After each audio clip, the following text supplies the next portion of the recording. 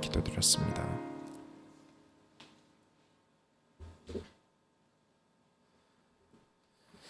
오늘 2021년 처음 주일에 우리에게 허락하신 하나님의 말씀은 당신은 이해하고 있습니까? 입니다. 오늘 말씀을 듣는 모든 우리 성도님들, 또 인터넷으로 말씀을 듣고 계신 분들, 또 먼 이후에 이번 원단 메시지가 금요일이었는데 어제 확인하니까 조회수가 꽤 돼요. 도대체 누가 들으시는지 잘 모르겠지만 그 모든 분들까지 하나님이 오늘 지혜의 말씀을 주실 때 깨달음이 있으시길 바랍니다. 서론으로 들어갑니다. 지혜의 집약체예요. 욥기서가 그래요. 다들 욥기서 잘 안 읽어보셨죠? 보실 일이 없어요. 또 다들 그냥 지나갈 일들도 많고요. 또 선입견도 욥기서는 많이 가지고 있는 책이에요. 근데 사실 진짜 알고 보면요, 욥기는 정말 심오한 책입니다. 제가 이 욥기를 얼마나 담을 수 있을까 싶어요. 결론까지 가야 욥기서를 다 이해를 하는데 그 과정이 길어요. 이게 파트를 나눠서 가면 결론이 애매해질 수도 있고요. 그렇다고 지금부터 끝까지, 만약에 지금 이 시간부터 욥기서를 한 번에 끝내려고 한다면 한 3시간은 설교해야 될 것 같아요. 그래서 참 많이 기도했습니다. 우리 이번 원단이 무엇이었죠? 삶을 향한 도전이었습니다. 욥기를 포함한 시가서, 그러니까 욥기, 시편, 잠언, 전도서, 아가 같은 성경을 시가서라 그래요. 이 성경은 지혜의 책으로 분류가 됩니다. 하나님 자녀가 어떤 지혜를 가지고 하나님과 동행해 가야 하는지 정말 현실적인 이야기를 전달해주고 있어요. 그렇게 하나님이 이 시가서를 통해 우리 성도들과 저에게 지혜를 주옵소서 기도했어요. 나의 수준을 넘을 지혜를 하나님께서 허락하여 주시옵소서. 그리고 하나님이 주시는 지혜의 분량대로 이 시가서를 계속 나아갈 생각입니다. 욥기서는요, 욥이 진짜 본인 이름인지도 사실 알 수가 없어요. 그리고 이 욥기를 쓴 사람도 누군지 알 수가 없습니다. 그래도 욥이 어느 시대쯤 살았던 사람인가는 알 수 있어요. 창세기의 아브라함 때쯤의 사람입니다. 굉장히 옛날 사람이죠. 이게 성경이 꽤 지나간 이후에 창세기부터 쭉 와서 이제 욥기에 들어가니까 욥이 살았던 시기가 아주 뒤에 있을 것 같지만 사실은 굉장히 앞에 있었던 사람이에요. 왜 시가서에 있을까요, 욥기가? 그 시대 창세기 때 사람이면 창세기 중간쯤 껴있으면 좋겠는데 이 욥기서를 가지고 이스라엘 사람들이 연극을 했답니다. 이게 욥기서를 보면 딱 연극하기 좋게 나와 있어요. 그래서 이 욥기서가 굉장히 값진 겁니다. 정말 대단한 책이에요. 모세가 살아있기 이전의 이야기인데 하나님이 생각하시는 인간이 무엇인가? 하나님이 세상을 다스린다는 건 무엇인가? 인간이 하나님에 대한 오해를 얼마나 하고 있는가를 말하고 있어요. 특히 내가 알고 있는 조그만 지식, 데이터를 가지고, 내가 가지고 있는 조그만 상식을 가지고 그것만 가지고 하나님을 믿는다는 신앙이 얼마나 어리석은지 오늘 알려주실 겁니다. 거기다가 이 욥기서는 인간의 질병에 대해서도 얘기를 하고 있어요. 그러니까 욥기는 마치 철학자가 쓴 책 수준이에요. 그래서 지혜의 집약체인 겁니다. 한 땀 한 땀, 한 절 한 절이 수많은 의미들을 가지고 있어요. 정말 제가 뭘 의도를 했겠습니까? 이 주일 예배 순서들을요. 이번 원단에도 말씀드렸지만 제가 도전이라는 원단 시리즈를 신년 예배 때마다 하는데 사실 이건 2018년도부터 준비했었어요. 그리고 주일마다 말씀을 가지고 가는데 이번 원단의 삶을 향한 도전 내용이 뭐였습니까? 지식과 경험, 헌신과 사회성 등등 수준을 올려야 한다는 거였어요. 그런데 이번 연도에 계속 다뤄야 되는 게 무엇입니까? 지혜의 책으로 분류가 되는 시가서를 해가야 돼요. 그것도 딱 첫 주부터요. 이건 말도 안 됩니다. 정말 제가 의도할 수가 없어요. 제가 어떻게 알고 이걸 의도를 하겠습니까? 정말 하나님은 내 조그마한 지혜로는 알 수가 없어요. 내가 지혜가 좀 커졌다 해도 하나님을 이해할 수가 없어요. 전혀 이해할 수가 없어요. 이 말을 들으면 어차피 이해할 수 없는 거 하지 말자 라고 듣는 분들이 계세요. 그건 진짜 어리석은 거예요. 하나님을 알고자 하며 하나님이 어떤 분이신가를 두고 욥기에서는 욥과 친구 셋이서 지식 배틀을 합니다. 논쟁을 해요. 자기가 아는 하나님이 무엇인가를 가지고 계속 이 네 명이 계속 말싸움을 해요. 그리고 그 뒤에 이들에게 남는 게 무엇인지 아십니까? 감사가 남습니다. 그냥 지구는 크다 정도로 알고 있는 것과 만약에 진짜 달에 착륙해서 지구를 보는 게 같겠습니까? 그 웅장함이 다를 거예요. 그 장엄함은 이를 데가 없을 겁니다. 하나님의 크심의 장관을 보고자 함은 정말 가치 있는 일이에요.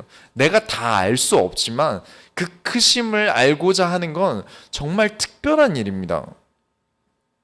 그 크신 하나님이 나와 함께 하지 않는가. 그래서 욥기 38장쯤 보면요, 하나님이 세상을 창조하신 것들을 보여주십니다. 욥한테요. 얼마나 본인이 크신 일을 하셨는지를 보여주세요. 이게 욥기의 내용입니다. 그래서 정신 잘 차리시고요, 듣기만 해도 레벨업이 되는 시간이다, 업그레이드가 되는 시간이다, 그렇게 생각을 하셔서 더욱 강건해지는 모든 소원교회 성도님들이 다 되시기 바랍니다. 본론으로 들어갑니다. 하나님께서 욥을 치세요. 1장을 보시면, 욥기 1장을 보시면 이제 욥이라는 사람은 하나님을 경외하고 악에서 떠난 사람이다라고 설명을 합니다. 아들도 7명이나 돼요. 딸도 3이에요. 거기다 소유물도 양이 7,000마리, 낙타 3,000마리 등등 진짜 거부예요. 그럼 이 사람 이런 가축들을 돌보려면 혼자 돌봤겠습니까? 종들도 많았어요. 거기다 믿음이 얼마나 좋은지 1장 5절을 보면 그들이 차례대로 잔치를 끝내면 욥이 그들을 불러다가 성결하게 하되 아침에 일어나서 그들의 명수대로 번제를 드렸으니 이는 욥이 말하기를 혹시 내 아들들이 죄를 범하여 마음으로 하나님을 욕되게 하였을까 함이라. 욥의 행위가 항상 이러하였더라. 나의 자녀를 하나님께 드립니다. 잔치를 했으니 술도 먹었을 거고요, 술을 먹었으니까 말실수도 했을 거예요. 사고도 칠 수 있고요. 그렇지 않습니까? 그런데 이 자녀들을 하나님께 드려요. 성결하게 드려요. 자녀에게는 얼마나 특별한 경험일까요? 예를 들어서 자녀가 집을 나가서 외박을 하고 왔어요. 그 자녀를 불러다가 혼내고 막 뭐라 하는 게 아니라 같이 교회를 가고 예배를 드리면서 너는 하나님의 자녀다, 너는 하나님의 것이다 라고 말해주는 부모가 있다면 정말 특별한 부모일 거예요. 그리고 민족의 가장이 하나님께 제사를 드렸다는 건 창세기 때가 유일합니다. 모세 때부터는 제사장들이 예배를 드렸어요. 근데 한 집안의 가장이 예배를 드렸다는 건 이 사람이 족장시대, 창세기가 있던 시대 사람이라는 증명이에요. 사실 이 얘기는 제가 창세기 할 때도 말씀을 한번 드렸었어요. 아브라함이 이삭의 아내가 될 사람을 찾으러 자기 종을 보낸 곳이 욥이 살던 지역입니다. 믿음의 대화가 통하는 며느리를 만나게 하겠다라는 목적이 있었던 거예요. 그리고 그 믿음이 통하니까 이삭은 이때 만난 아내 외에는 아무 아내도 드리지 않습니다.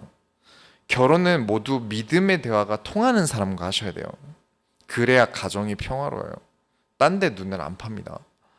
그만큼 하나님을 믿는 믿음의 사람들이 많이 거주했던 지역인데 그 중에서도 욥이 으뜸이었다라는 거예요. 그런데 1장 6절을 보시면 그 이후 장면에는 하나님과 사탄과 하나님의 아들들이 나옵니다. 이걸 보고 또 이단들이 이제 예수 말고도 하나님의 아들이 있는데 그게 우리 교주님이다 막 이런 얘기들을 해요. 좀 나쁘게 말하면 이런 소리를 짓거리는데 저는 하나님의 아들입니다. 그렇죠? 저는 하나님의 아들이에요. 여러분도 하나님의 자녀입니다. 하나님의 아들, 하나님의 딸이에요. 하나님이 천국에서는 우리를 안 만나 주실까요? 그리고 저는 집에서 저희 고양이를 아들이라고 부를 때도 있습니다. 또 입양한 가족이 내가 안 낳았다고 아들이다 딸이다 안 부릅니까? 애정이 다르다는 말입니다. 하나님이 좋아하셔서 같이 이야기를 나누는 존재들을 어떻게 친구라 하시겠습니까? 뭐 조카라고 할까요? 창조주가 살아있는 생명에게 아들이다 딸이다 하는 게 뭐가 잘못된 거죠? 이런 거를 이상하게 꼬아서 뭔가 이렇게 예수 외에도 하나님의 아들들이 있다, 그리스도가 있다 이렇게 해석하는 건 너무 과하다고 생각합니다. 물론 이 아들이라는 히브리어의 뜻이 정말 많아요. 단순히 그냥 아들 정도가 아니라 신복, 가문의 대표, 민족 이런 뜻도 같이 가지고 있는 단어예요. 그런데 번역을 이제 아들이라고 한 거죠. 그러니 이건 이단들이 가져다 쓸 내용이 절대 못 됩니다. 하나님께서 사탄에게 사탄아 너 돌아다니다 보니까 너 내 종 욥은 만나봤니? 그 정도의 사람이 없다. 그 정도 종이 없어. 자, 굳이 사탄이 먼저 욥 얘기도 안 했는데 하나님이 먼저 왜 욥 얘기를 사탄에게 하셨을까요? 의도가 있으신 거겠죠. 단순히 하나님이 자랑을 하시려면 사탄에게 자랑을 하시겠습니까? 사탄의 성향을 아시는 거죠. 사탄의 별명이 있습니다. 이간질하는 자, 대적하는 자, 거짓말하는 자 등등 많은데 이 모든 건 한 가지 성향에서 나와요. 참소하는 자, 고발자, 기소자라고 합니다. 사탄은 언제나 하나님이 참되다 하실 때 부정하는 타입이에요. 하나님이 욥을 칭찬합니다. 일부러 사탄한테 칭찬을 해요. 그러니까 이 사단이 바로 뭐라고 합니까? 하나님이 다 주시고 부자가 되게 하시니까 욥이 저렇게 하나님을 믿는 거지. 욥이 가난해져 보세요. 그럼 하나님을 욕할걸요? 이 얘기를 듣고 기다렸다는 듯이 하나님이 사탄아 가서 욥의 소유물을 다 없애라. 그 대신 그의 몸은 건들지 마라 하세요. 그러고 보내십니다. 그리고 갑자기 욥에게서는요, 막 다른 나라 깡패 같은 애들이 와서 싹 다 죽이고 잡아가요. 저기서는 스바 사람이 와서 다 죽이고, 저기서는 갈대아 사람들이 와서 다 죽이고, 저기서는 갑자기 하늘에서 불이 떨어져서 다 타 죽고, 갑자기 돌풍이 몰아서 다 죽고, 그 때문에 재산 소유 등등 다 죽고, 그 다음에 자녀들 10명까지 싹 다 죽어요. 자식 하나가 죽거나 병들어도 마음이 찢어지고 불타는 것 같을 텐데 10명이 다 죽었어요. 이 정도면 하나님을 욕할 만할 거예요. 그쵸? 누가 봐도 이건 누구의 실수가 아니라 한 방에 이런 일이 일어난 건 사실 하나님이 하셨다라고밖에 말할 수 없지 않습니까? 그런데 1장 21절부터 22절을 보시면 이르되 내가 모태에서 알몸으로 나왔었은즉 또한 알몸이 그리로 돌아갈지로다.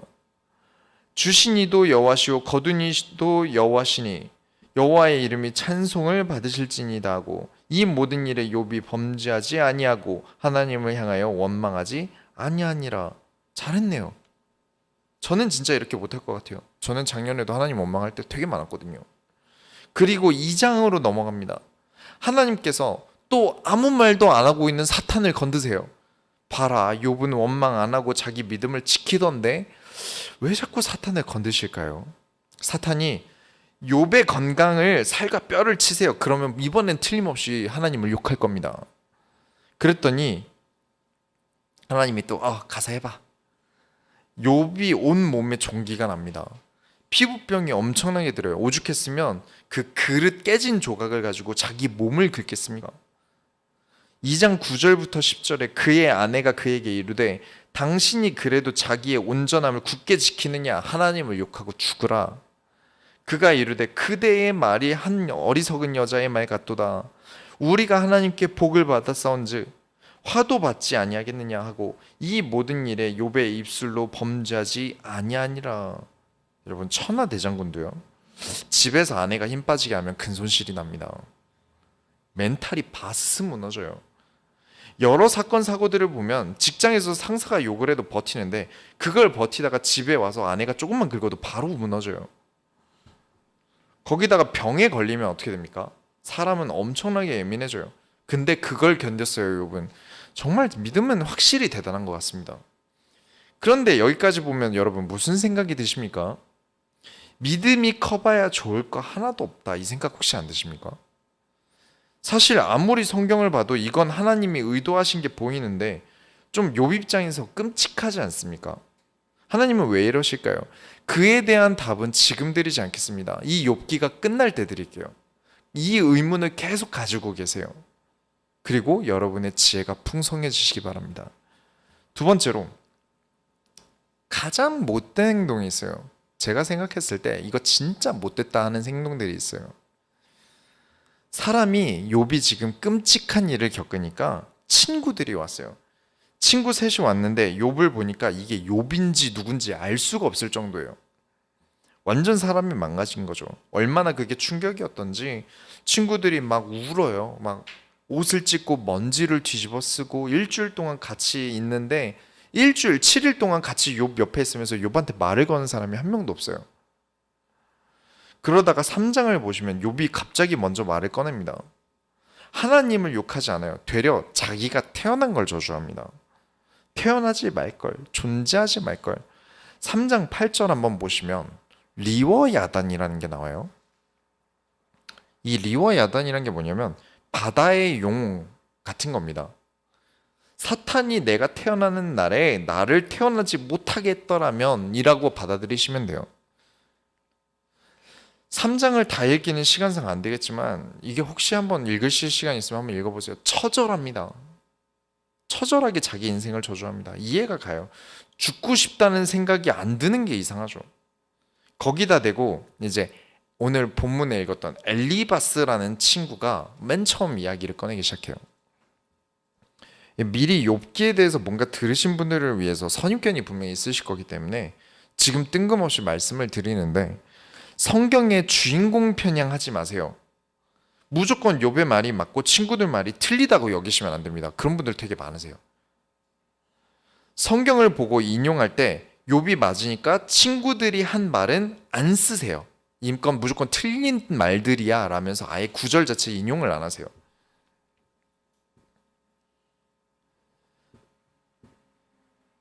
그래서 좀 틀리다고 여기시면 안 됩니다. 맞는 말도 있을 거예요. 그런 선입견이 이 지혜의 책이 주는 지혜를 먹지 못하게 해요. 그렇다고 무조건 맞다는 거 아닙니다. 우리가 분간을 해야 돼요. 틀렸다 해도 어디서 틀렸는지를 이해해야죠. 이 엘리바스라는 사람이 욥에게 이야기를 합니다. 너에 대해 내가 말하는 게 기분 나쁠 수 있지만 그래도 나는 좀 말을 좀 해야겠어. 네가 아프게 된 건 다 원인이 있을 거야. 내 생각엔 이건 인과응보야. 욥 네가 남의 일에는 다 말로 위로하고 훈계했지만 결국 이 일이 닥치니까 어떠냐? 너 하나님을 경외하고 하나님이 너의 소망이라며. 근데 생각해봐라. 죄 없이는 망하는 법이 없고 정직한 자가 끊어지는 일이 없다. 결국 다 네가 죄가 있는데 네가 모르고 살았을 뿐이야. 지금 아픈 사람 앞에 와가지고 네가 망한 거 보니까 너는 죄가 있어서 그래 라고 말을 합니다. 이게 말이 됩니까? 진짜 못된 행동이에요. 근데 진짜 많이 봤어요. 정말 많이 봤습니다. 뭔가 안 되고 실패하면 바로 가서 너 복음 못 누려서 그래. 너는 영적으로 문제가 있어서 그래. 원인이고 뭐고 하나님의 계획이고 뭐가 아무것도 물어보지 않고 그게 만약에 물어본 다음에 맞다면 말할 수 있겠지만 많은 사람들이 생각할 것도 말할 것도 없어. 사람이 망하는 건 죄 때문이야. 그러면 죄로 성공한 사람들은 뭐라고 설명할 겁니까? 사기치고 거짓말하면서 온갖 죄를 가지고 성공한 사람들한테는 뭐라고 얘기하실 거예요? 모든 믿는 자라는 사람들이 가지고 있는 실수 중 하나가 지금이나 이때나 똑같다는 겁니다. 아브라함이 살아있을 때나 지금이나 똑같다는 거예요.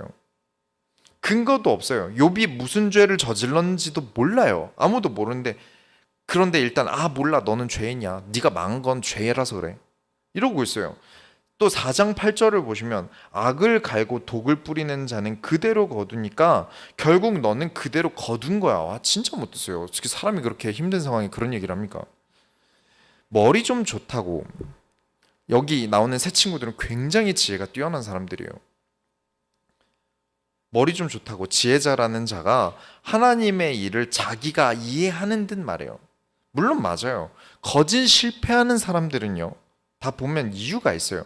데이터가 그렇게 쌓여 있고요. 저희 사모님의 유튜브 영상이나 뭐 그런 걸 보고 누군지 본 적도 없는 다른 개척교회 목사님이 글을 어디다가 쓰셨는데, 저희 사모님이 제 꿈을 위해, 저의 꿈을 위해 잘 나가던 직장도 박사학위도 포기하는 희생을 하셨대요. 뭐 희생한 건 맞는데 사모님이 그렇게 말하신 적이 아예 없거든요. 그리고 제가 큰 교회 부목사를 했대요. 저는 큰 교회에 있었던 게 아니고 부목사로 있었던 적도 없습니다. 그렇게 말을 한 적이 없는데 자기 마음대로 그냥 그렇게 알아들어요. 수준이 그러니까 그분 글들이, 다른 글들 보니까 개척하고 고생하고 너무 힘들다, 내가 무슨 죄를 지은 걸까, 이런 글들이 대부분이에요. 이런 이야기를 해요. 당연히 힘드시겠죠. 이게 수준이 안 돼서 망하는데. 데이터가 너무 많아요. 본인의 무능함이 죄를 낳고 그 죄로 인해 망하는 데이터는 확실히 많아요. 그 데이터만 믿고 욥은 죄인이라면서 낙인을 찍고 있는데 정말 이런 경우 많이 봤습니다. 그 낙인을 찍는 사람들 수준도 알만해요. 욥에게 하는 이 말들도 참 나쁘지만 더욱 나쁜 건 하나님의 일도 자기 마음대로 어림짐작하는 데 있어요. 데이터만 믿고, 지금까지 해왔던 경험에 쌓여있던 데이터만 믿고 자기 자신은 하나님을 다 안다, 나는 다 깨달은 사람이다 라는 식의 발언은 정말 잘못된 겁니다. 근데 교회에 항상 있는 문제예요. 하나님은 데이터가 아니세요. 하나님은 글이 아니세요. 하나님은 컴퓨터가 아니세요. 하나님은 살아계신 하나님입니다. 오늘 하나님이 어떻게 나를 인도하실지 이전의 경험으로 다 판단하려고 하시면 안 됩니다. 나도 남도 누구에게나요. 세 번째로, 나는 영적으로 큰 사람이다 라는 생각은 버리셔야 합니다. 이 엘리바스가 또 무슨 얘기를 하냐면, 내가 새벽에 환상을 보았는데 이런 이야기를 해주시더라. 4장 17절을 한번 보시면, 사람이 어찌 하나님보다 의롭겠느냐, 사람이 어찌 그 창조하신 이보다 깨끗하겠느냐. 정말 맞는 말입니다. 완전 진리의 말이에요. 세상 모든 것의 진리입니다. 정말 잘 들었어요. 그런데 이 경험이 데이터가 돼버려서 욥에게 적용시켜 버립니다. 니는 아주 경건하다고 했지? 아니야. 아무리 너가 경건해도 하나님보다 의롭겠냐? 너는 지금까지 교만했어. 5장으로 넘어가면, 봐, 너에게 소망이 있다며 그럼 부르짖어봐. 5장 1절에 너는 부르짖어보라. 네게 응답할 자가 있겠느냐? 거룩한 자 중에 네가 누구로 향하겠느냐? 지금 너를 하나님이 돕지 않는 걸 봐. 그리고 속된 말로 뇌피셜이라는 걸 합니다. 5장 2절에 분노가 미련한 자를 죽이고 시기가 어리석은 자를 멸하느니라. 뜬금없이 욥이 분노를 일으켰고 시기를 만들었대요. 그냥 자기 마음대로 생각대로 얘기를 해요. 그러면서 하는 말이 5장 3절에 내가 미련한 자가 뿌리 내리는 것을 보고 그의 집을 당장 저주하였노라. 본인이 뭐가 됐다고 생각하는 거예요. 착각하는 거죠. 저 봐라, 내가 그럴 줄 알았다. 역시 내 생각이 맞다. 거기다가 5장 8절에 나라면 하나님을 찾겠고 내 일을 하나님께 의탁하리라. 정말 맞는 말이에요. 우리가 무슨 일이 생기면 하나님을 찾아야 하고 하나님께 의탁해야죠. 정말 맞는 말이에요. 완전 진리예요. 5장 9절에 하나님은 헤아릴 수 없이 큰 일을 행하시며 기이한 일을 셀 수 없이 행하시나니. 11절까지 비를 땅에 내리시고 물을 밭에 보내시며 낮은 자를 높이 드시고 애국하는 자를 일으키사 구원에 이르게 하시느니라. 이런 구절은 너무 좋아요. 엘리바스가 한 말이라 사람들이 이 구절들을 쓰지 않아서 그렇지 너무 아까운 구절이에요. 우리가 모두가 암기하고 묵상해야 될 정도의 구절이에요. 그런데 이야기를 왜 욥한테 합니까? 적용이 잘못됐어요. 맞는 말이죠. 그런데 지금 이 욥한테는 맞는 말이 아니에요. 틀린 얘기가 되겠죠. 한참 하고 싶은 말 해놓고 사람들한테, 상처받았다는 사람들에게 뭐라고 하는 것들을 많이 들어봤습니다. 왜 상처받아? 너 잘 되라고 하는 말이야. 내가 뭐 틀린 말 했어? 왜 문제 삼아? 복음은 아무것도 상처받지 않고 문제 삼지 않는 거야. 맞죠? 맞는 말이에요. 그런데 그 사람에게 이 말이 맞는지 이해를 하고 말해야 돼요. 아무리 진리라도요. 그런데 하나님이 욥에게 문제를 준 이유와는 별개의 이야기를 문제 삼고 있는 거예요. 아무 상관없는 이야기를요. 문제가 틀리면요, 답도 틀립니다. 5장 15절부터 16절에 하나님은 가난한 자를 강한 자의 칼과 그의 입에서 또한 그들의 손에서 구출하여 주시나니 그러므로 가난한 자가 희망이 있고 악행이 스스로 입을 다무니라. 완전 맞는 말이에요. 정말 맞는 말이에요. 진짜 한 절 한 절이 너무 신학적으로 너무 중요하고 진리가 되는 이야기예요. 그런데 이 말은 욥에게 넌 이제 가난하네. 부자일 때는 몰랐지. 하나님은 가난한 자의 편이셔. 약한 자의 힘이 되셔. 욥이 부자일 때는, 욥이 다 가지고 있을 때는 이런 말 했겠습니까? 제가 욥이고 평소에 이런 말을 하는 사람이 병문안이라고 오면 보자마자 집에 가 이랬을 거예요.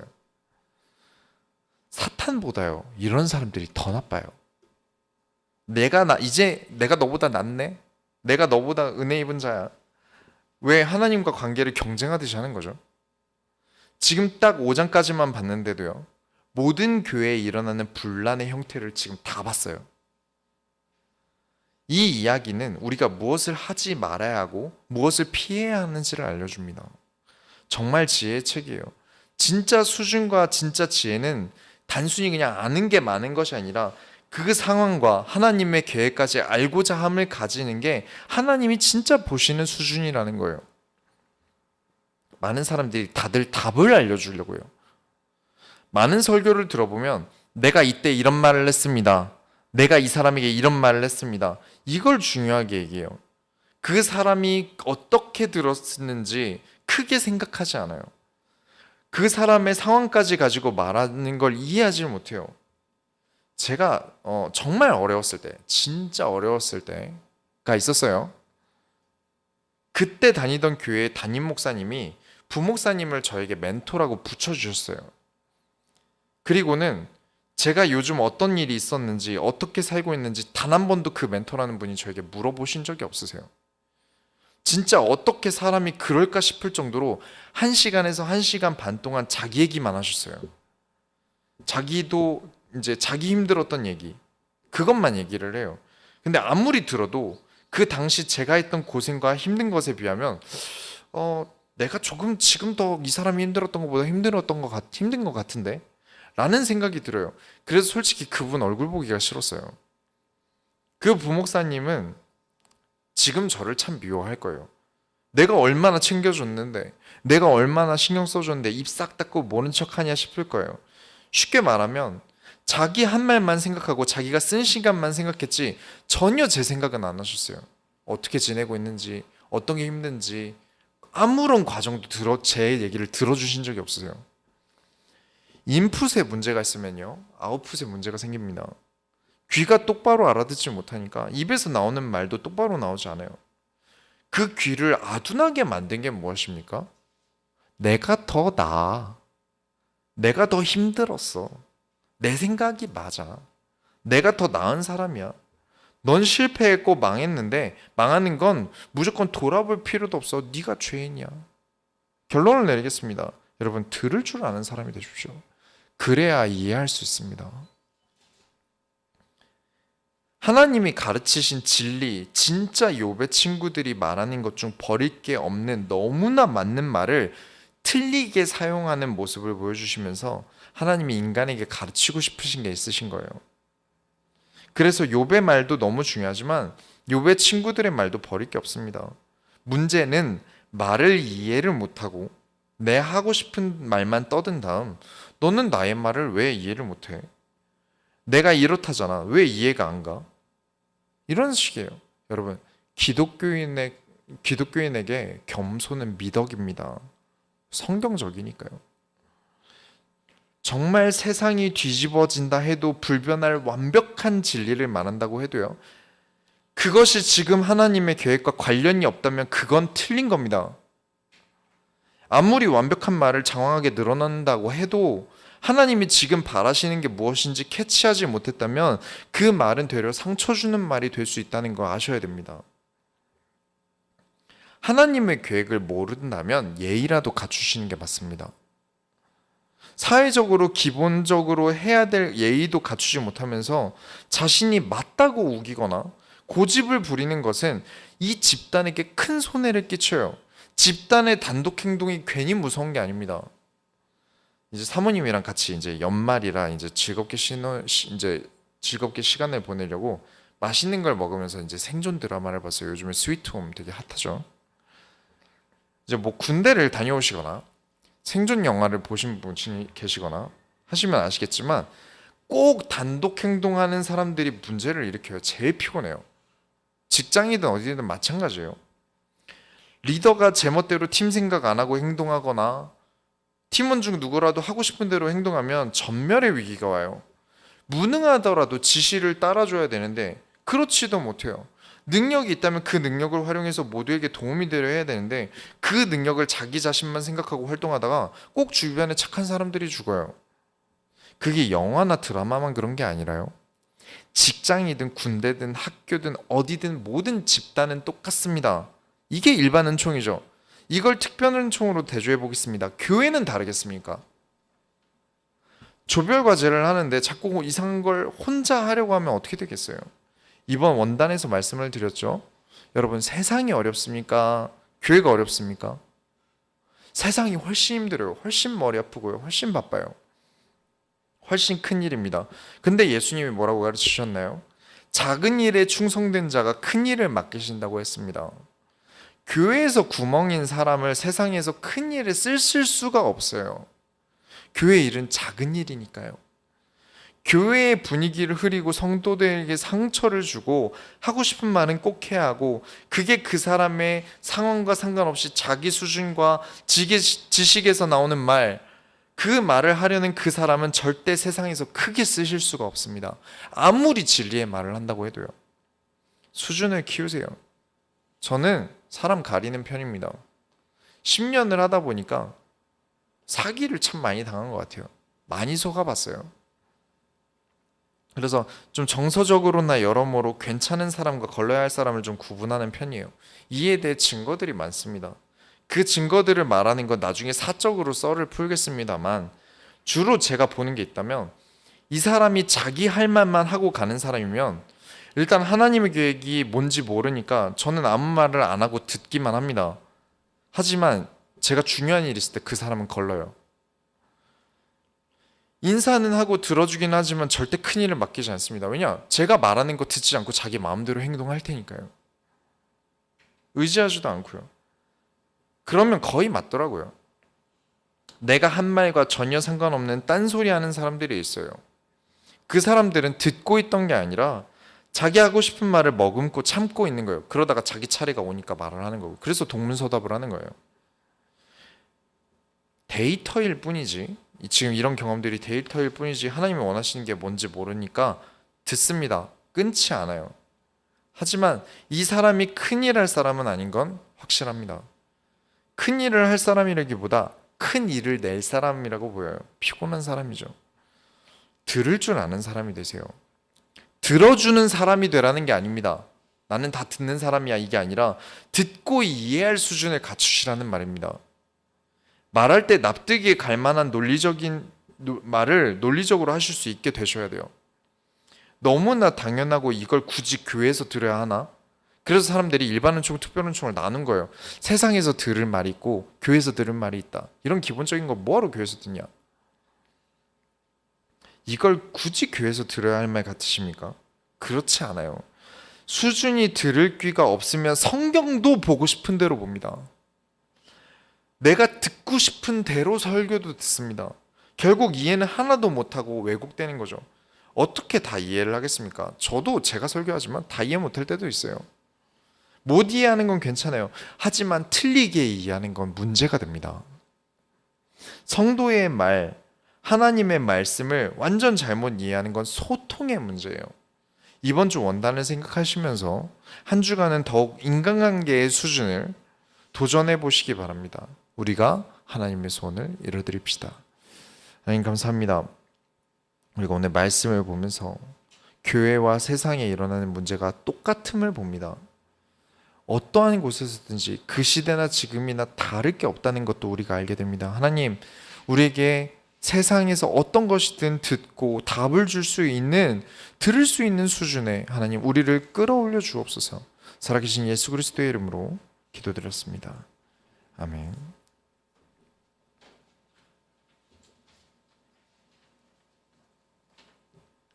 찬송가 50장 찬양하시면서 준비하시